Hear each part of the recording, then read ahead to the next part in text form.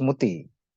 हाँ, तो सम्यक स्मृति यह जो अष्टांग मार्ग की अ, सातवीं कली है, जो सतिपट्ठान के ध्यान को मजबूत बनाती है। और अष्टांग मार्ग यह जो सर्वश्रेष्ठ प्रैक्टिकल ऐसा मार्ग है, आचरण का मार्ग है। और उनसे हम इस अभ्यास को आ, और गहरा बनाते हैं, क्योंकि यह उच्च उत्क्रांति की ओर ले जाने वाला मार्ग है। सम्यक स्मृति अष्टांग मार्ग, यह जो कनिष्ठ उत्क्रांति है, जो नैसर्गिकता से ही विकसित होती रहती है। हम इंद्रियजन्य जानियो जो है, हमारा जागृति का स्तर है जैसा ऊपर उठने लगता है। हमारी स्व जागृति जो है, जानियो जो है, उनका उदय होता है और उच्च उत्क्रांति की शुरुआत होती है। और इस उत्क्रांति के द्वारा जागृति से हम उत्तरोत्तर विकास की ओर बढ़ते जाते हैं। और इस जागृति के स्तर का जब विकास होता है, तो इस सतिपट्ठान का जो अभ्यास है, कायगता सती का अभ्यास जो है, चारी स्मृति पट्ठान का अभ्यास जो है, वह और दृढ़ होते जाता है। तो यह जो स्मृति के संबंध में जब हम देखते हैं कि ज्यादा से ज्यादा हमारा जो समय है विश्व स्थिति में रहने के कारण उनसे हम ज्यादा परिचित है, क्योंकि हम भूलते रहते हैं, बार बार भूलते रहते हैं, उम्र के साथ भी भूलते रहते हैं। और ज्यादा व्यस्तता के साथ जीवन जीने के कारण भूलते रहते हैं। तो यह हमें परिचित है।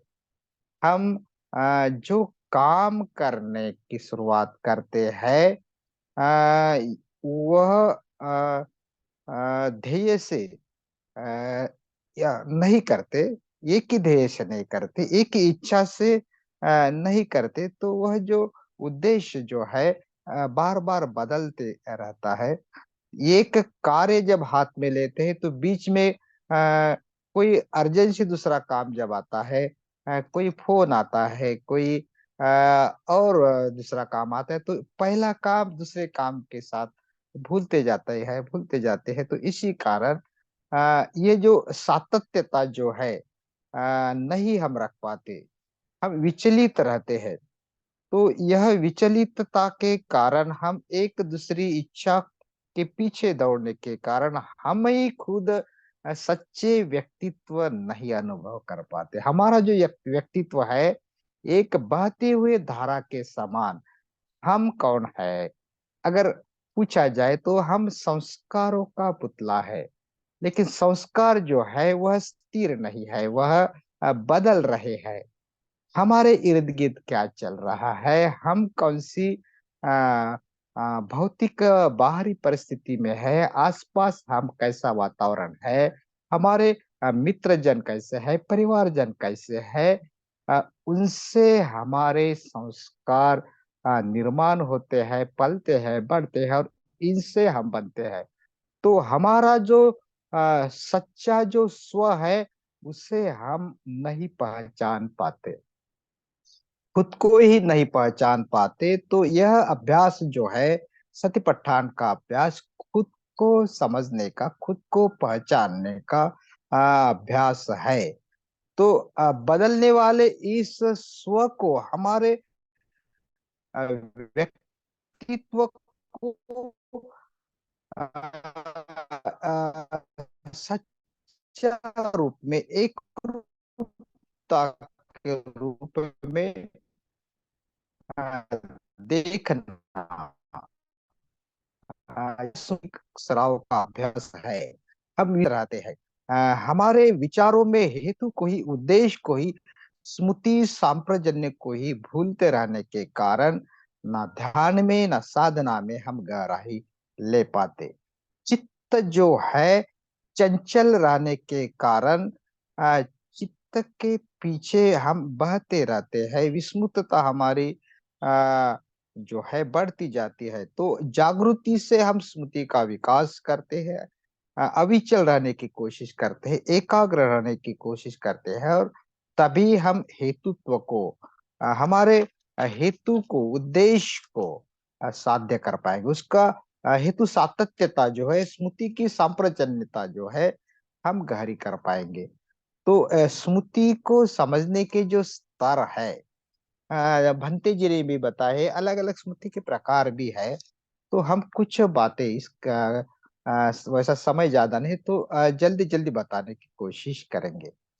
तो पहला स्तर जो है जो स्मृति का, यह है चीजों के प्रति, अ, वस्तु मात्रों के प्रति हमारी स्मृति गहरी करना। जो चीजें जो हमारे इंद्र चीजों के प्रति स्पष्टता, जैसे है वैसे चीजों को, वस्तु मात्र को देखने की हमारी क्षमता विकसित करना, यह स्मृति का सराव है। तो हम चीजों को क्यों नहीं देखते? क्योंकि हम गड़बड़ में रहते हैं, भागदौड़ में रहते हैं, हमारे काम काज में व्यस्त रहते हैं। हमारे पास वक्त नहीं है किसी चीजों को कुछ समय रुक कर देखने का। अगर रुक कर हम प्राकृतता से भी कुछ समय निकाल कर देखें, कोई फूल पौधे, पेड़ पौधे, ये सूरज चांद सितारे जो है, अलग अलग प्राकृतिक सौंदर्य है, उबलता सूर्य या डूबता सूरज हो, या चांद सितारे हो, अगर समय निकाल कर हम चीजों को देखने का प्रयास अगर करते हैं, तो चीजों के प्रति जैसी जैसी जागृति विकसित होती है, तो सत्यता जो है, जो हम उसके देख पाएंगे। क्योंकि चीजों जो देखते हैं तो हमारा मानसिक व प्रक्षेपण होता है, हमारे मन में जो चलता है वैसे हम चीजों को देखते हैं। एक ही वस्तु अलग अलग जो लोग है, अलग अलग अपने प्रक्षेपण से देखते हैं। कोई डॉक्टर रहा तो उनके दृष्टिकोण से उस चीज को देखेगा, कोई वकील रहा तो अलग अलग व्यवसाय उसी अलग चीज को देखता है, के लिए लकड़ी कितनी काम आएगी, या कोई कलाकार कोई सुतार देखेगा तो उसके जो अलग अलग चीजें कैसे बनाया जाएगा। तो वस्तु को देखने का जो प्रक्षेपण है, हमारे मन से उभरता है। फूल जो है जितना सुंदर है, तो फूलों की सुंदरता फूलों के बाहर फूलों में नहीं है, तो हमारे भीतर मन की सुंदरता में है। हम कैसे उसे प्रक्षेपित करते हैं, उसके रंगों को, उसकी खुशबू को, उसकी अलग अलग सुंदरता को।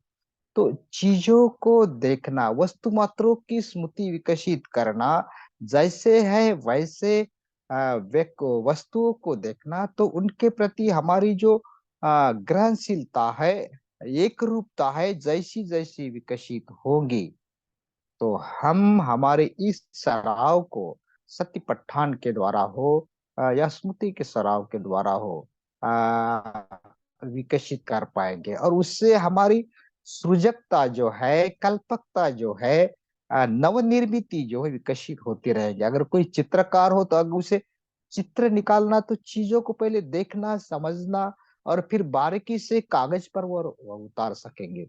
जितना पूरी तरह देखेंगे उसका, चित्रकारिता हो या काव्य हो, अ, देखने से ही निर्माण होता है, देखने की सुंदरता से निर्माण होता है, देखने की एकरूपता से निर्माण होता है। जितने हम गहरे वस्तु मात्र को देखेंगे, चीजों को, भौतिक चीज हो या प्राकृतिक चीजें हो, जैसे हम देखते हैं, तो देखने से ही कई सारा संशोधन हुआ है, कई सारे शोध जो है, तो देखकर उसके एक रूप होकर गहराई में जाकर निर्माण हुए हैं।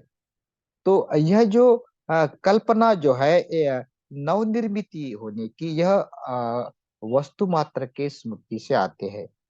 तो यह पहली स्मृति खूब सारे बहुत लोग ऐसे देखते तो है, लेकिन गहराई से स्मृति के सराव से देखना ये समय निकाल के देखना होता है। अगर हम ध्यान या सतिपट्ठन का गहराई से अभ्यास करना चाहते हैं, तो हमारी देखने की जो कल्पकता है वह सृजक हो। दूसरी स्मृति जो है खुद के प्रति श्रुति, और यह महत्वपूर्ण है। यह सतिपट्ठन का ही अभ्यास है कि हमारे शरीर जो है, शरीर की क्रियाएं जो है, शारीरिक जो हलचल जो है, गतिविधियां है, हम बोलते हैं, चलते हैं, बैठते हैं, खड़े रहते हैं, सोते हैं, पढ़ते हैं, तो हर कृतियों के साथ हमारा चित्त, हमारी सजगता कैसी कार्यान्वित हो रही है, जानकर क्या हम हमारे अलग-अलग क्रियाकलापों को देखकर सजगता के साथ स्मृति का अभ्यास करते हैं। जो भी क्रियाएं जो है, चाय पान करना हो, खाना खाना हो, हमारी क्रियाएं क्या हमारे उस चित्त के मिलाप के साथ हो रही है? उस क्रियाकलापों में क्या हम रुचि लेकर काम कर रहे हैं? उसका स्वाद ले रहा है, अच्छी तरह से देख ले रहे, सुन रहे हैं। चाय पीना हो तो उसकी जो गर्माहट है, स्वाद है, मीठापन है, अलग-अलग जो बात है, तो बनने से लेकर पूरी उसकी जो क्रिया है पीने की, चाय पीने की, तो जपार से जागृति का सराव कहा है, तो हम शिविर में होते हैं, घर में होते हैं, परिवार के साथ होते हैं। तो इस कायगता सताखती का अभ्यास हमारे यह जो काया के साथ जो गतिविधियां चल रही है, हलचल चल रहा है, तो क्या हम जागृति के साथ इसे कर रहे हैं? तो यह एक स्मृति का सराव है, जिसे खुद की स्मृति कहा है। और उसके खुद से साथ जुड़े हुए जो यह जो लयबद्धता जो है, यह जो संतुलित तौर से हम बिल्कुल क्रिया कर रहे हैं, गति तो संत है, लेकिन पूरी जागृति के साथ अगर हम करते हैं तो उसमें गलती की संभावना कम होती है। गड़बड़ में हम गति में अगर कोई काम करते हैं और स्मृति रखकर नहीं करते हैं, तो उससे उसमें जो है हम भाग जाते हैं। तो इसी कारण शारीरिक हालचाल की स्मृति हो, हमारी भावना जो है, जैसे हम वेदनानुस्मृति का अभ्यास करते हैं, तो वेदना से निर्माण होने वाली भावनाओं को समझना, भावनाओं के प्रति हम जागरूक रहना, यह महत्वपूर्ण सराव सतिपट्ठान में हम करते हैं। तो भावनाओं की स्मृति, क्या हम अभी क्रोधी है? क्या हम मैत्रीपूर्ण है, नकारात्मक है या सकारात्मक है? तो यह जो भावना जो है, जब हमारी गरज पूर्ण होती है तो भावना निर्माण होती है, चाहे आनंद हो, सुख, शांति, मैत्री, ये जो बात है, ताजगी भरी बात, जो उत्साह की बात है, तो गरज के साथ ये भावनाएँ जो है, श्रद्धा की भावना हो, विश्वास की भावना हो, तो वह निर्माण होती है। जब हमारी ज़रूरतें पूरी नहीं होती है, तो हमें गुस्सा भी आता है, संताप आता है, पश्चाताप होता है, दुःख होता है, नैराश्य होता है, भय होता है। तो यह जो है हमारे इस भावनाओं को समझना, इस भावनाओं के समझने का अभ्यास जो है, अ, यह भाव लौटना हो, किसी के ऊपर अविश्वास हो जो है, या धमकी देना हो, कोई मनमानी करना हो, तो यह भावना नहीं है, लेकिन उसे भावना भी समझ बैठते हैं। तो यह जो भावनाओं की स्मृति जो है, जब हमें हम क्रोध आता है तो क्रोध आने के क्षण को पहचानना, अभी आ रहा है, अभी वक्त आया है, तो अगर हम जागरूक रहे तो उसके ऊपर कार्य कर सकेंगे कि हाँ, क्रोध के ऊपर कैसा काम करें, उसे कैसा टाले, या कुछ जो अलग-अलग 5 प्रकार के उपाय बताए हैं, तो उसका जागृति से हम उपाय करेंगे, तो क्रोध निकल जाएगा, गुस्सा निकल जाएगा, द्वेष निकल जाएगा। तो इसीलिए तो हम ध्यान करते हैं कि हम जागृति से हमारी भावनाओं को पहचाने। क्या हमारी भावना द्वेषपूर्ण है या मैत्रीपूर्ण है? मैत्रीपूर्ण है तो क्या हम उस मैत्री को विकास करने में सक्षम है? क्या द्वेषपूर्ण है तो उसका दमन करने में, उसका उसको उच्छेद करने में क्या हम सक्षम है? तो हम तभी कर सकते हैं जब हमारा स्मृति का सराव जो है भावनिक तौर पर हम समझ सके। उसके साथ साथ, भावना के साथ साथ विचार भी हमारे विचारों से भी हम बनते हैं। तो अभी कौन से विचार चल रहा है? विचार जो है, हम क्या एक दिशा में चल रहे हैं? इस विचारों में क्या क्या संदिग्धता है, अंधुकता क्या है, क्या स्पष्टता है? तो उसे अगर समझते हैं तो उद्देश्य के प्रति सही दिशा में हमारा जो विचार चलेगा।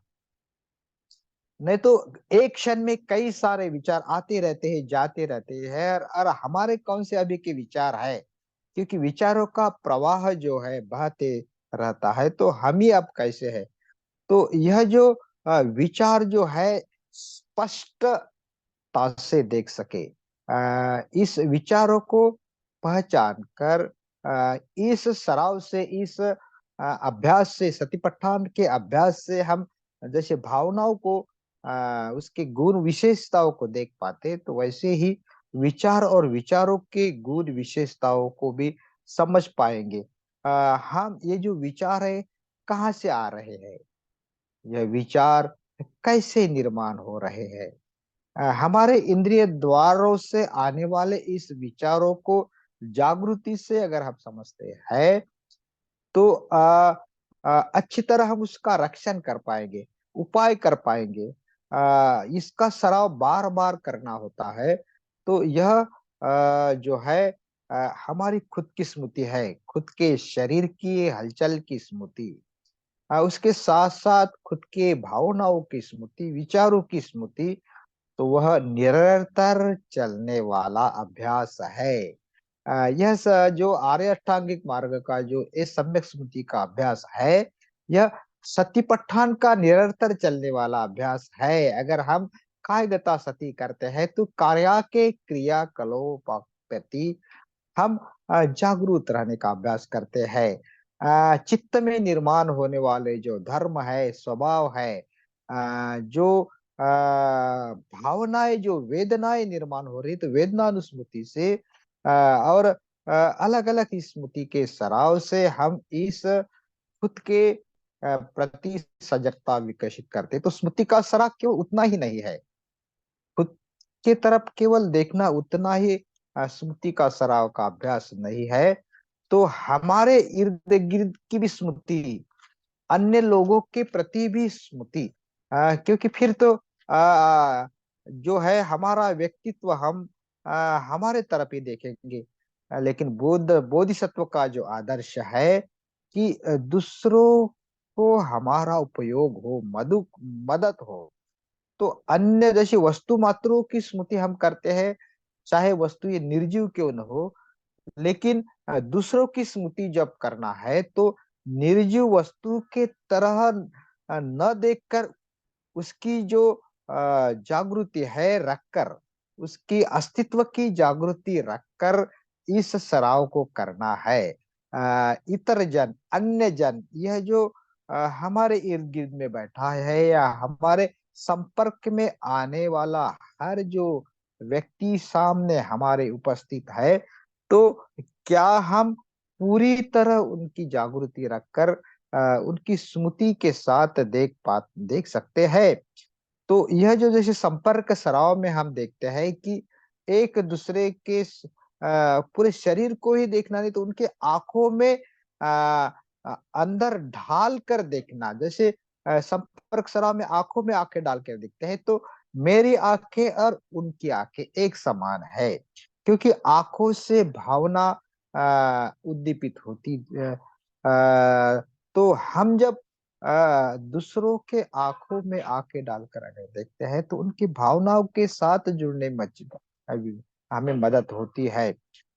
तो जब बात करते हैं तो हमारा हर जो शब्द है स्पष्ट और उसकी जागृति रखकर हमारे सामने का व्यक्ति कैसे बात कर रहा है और हम कैसे बात कर रहे हैं, क्या हम उसको प्रतिसाद दे रहे हैं या प्रतिक्रियाएं दे रहे हैं या उनसे हमारी वाणी कौन सी इस्तेमाल कर रहे हैं, दबाव वाली वाणी है, कठोर वाणी है या मैत्रीपूर्ण वाणी है।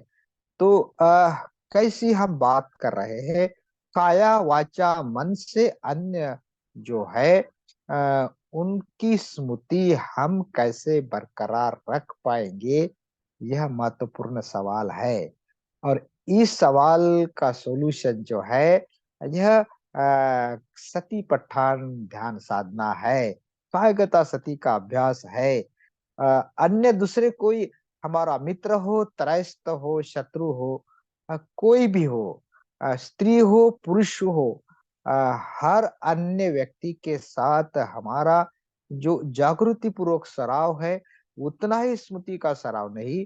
तो हमारे जो कल्याण मित्र, आचार्य, उपाध्याय, गुरु जो है या आध्यात्मिक दृष्टि जो विकसित है उनके प्रति हम कैसी स्मृति रखते हैं, कैसे ग्रहणशील रहते हैं, उस पर भी हमारा यह जो उच्च जागृति का विकास है अवलंबन है। तो इस सम्यक स्मृति का उद्देश्य ही है कि हमारी उच्च उत्क्रांति जो है, उच्च जागृति जो विकसित हो, ऊर्ध्वगामी तौर पर विकसित हो।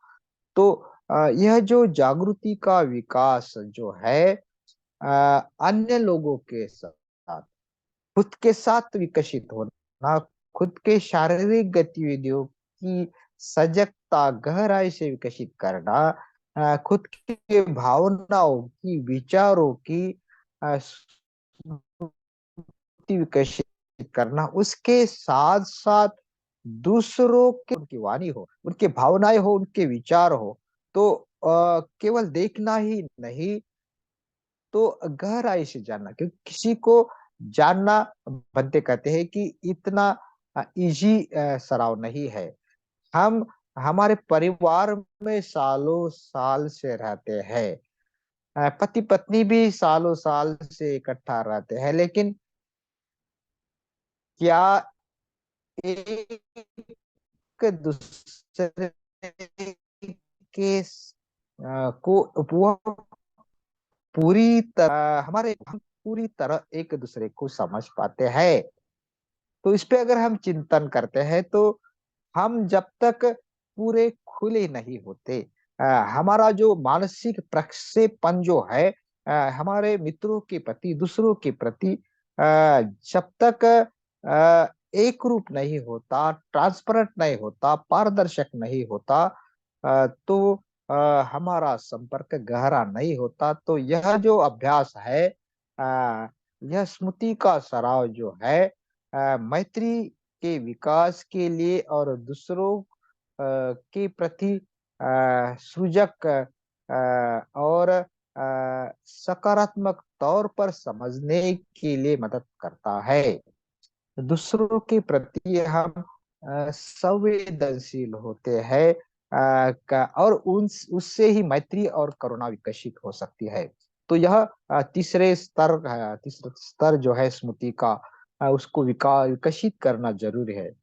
और चौथा जो महत्वपूर्ण स्मृति का स्तर जो है, जिसे कहते हैं कि सत्यता की स्मृति, सत्यता के प्रति जागरूक रहना। यह सत्यता क्या चीज है, जैसा है वैसा हम आ, देख पाना, यह तो है।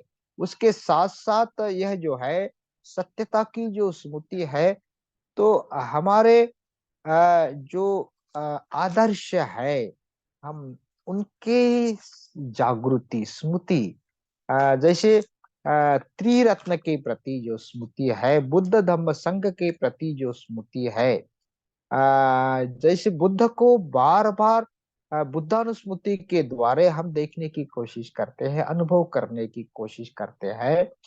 तो बुद्ध यह जो व्यक्तित्व बना है, ऐतिहासिक बुद्ध बने हैं, जिनकी काया से, जिनके रूप से ऐतिहासिक घटित हुई यह जो घटना जो है, जो उनके मुख द्वार से धम्म की गुणगान हुई हुई धम्म सालों साल से लोग सुन रहे हैं। तो उतनी ही सत्यता की स्मृति नहीं है, क्योंकि उनका महापरिनिर्वाण हो चुका है बुद्ध का, और उनकी काया से वह अस्त हो गई, उनकी काया जो है। लेकिन उनकी जो निर्माण काया है, बुद्ध जो है इस सांसारिक अस्तित्व से जो है